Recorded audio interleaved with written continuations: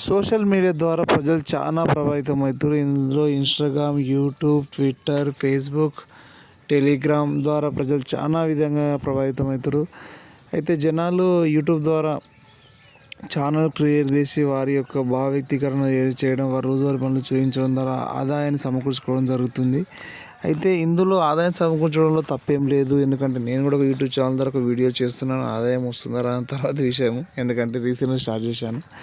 అయితే ధర్మస్థలిలో జరిగిన ఒక ఇన్సిడెంట్ అండ్ ఇటీవల తెలంగాణ జరిగిన మోండా మార్కెట్ ఇన్సిడెంట్ చూస్తే సోషల్ మీడియా ద్వారా పాజిటివ్ కన్నా నెగిటివిటీ ఎక్కువ ప్రచారం జరుగుతుంది అనిపిస్తుంది కొందరు వ్యక్తుల వల్ల.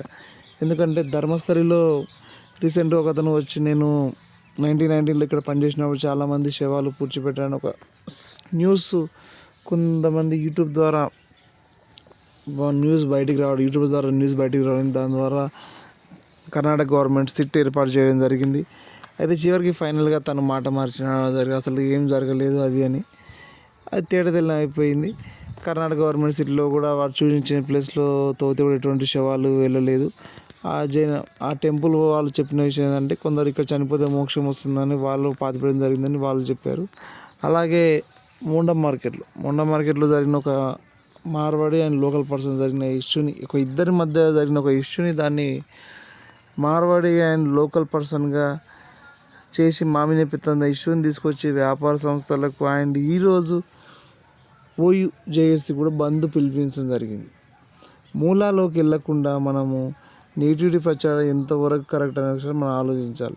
అయితే మోండా మార్కెట్లో జరిగిన ఇష్యూ బాధితులు ఉన్నారు. తను నిన్ననే ప్రెస్ మీట్ పెట్టి అది మా ఇద్దరికి మధ్య సంబంధించిన ఇష్యూ, దీన్ని మేము మార్వాడి గో బ్యాక్, ఈ బంద్కు మాకు ఎటువంటి సంబంధం లేదు, తను మీడియా మా మధ్య చెప్పడం జరిగింది. అది టెలికాస్ట్ కూడా అవుతుంది మీడియాలో.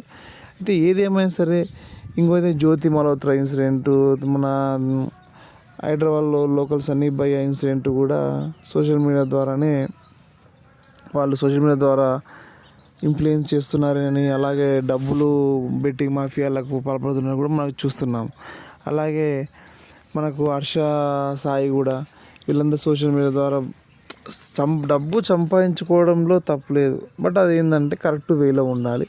మనం ఒకరిని ఇన్ఫ్లుయెన్స్ చేస్తున్నామంటే అందులో కొంచెం నిజాయితీ ఉండాలి, ఒక మంచి మార్గం వైపు వెళ్ళేది ఉండాలి. మన డబ్బు సంపాదించుకోవడానికి మన బెట్టింగ్ మాఫియాను తొలడం కూడా కరెక్ట్ కాదని ఇందువల్ల తెలియజేస్తున్నాను.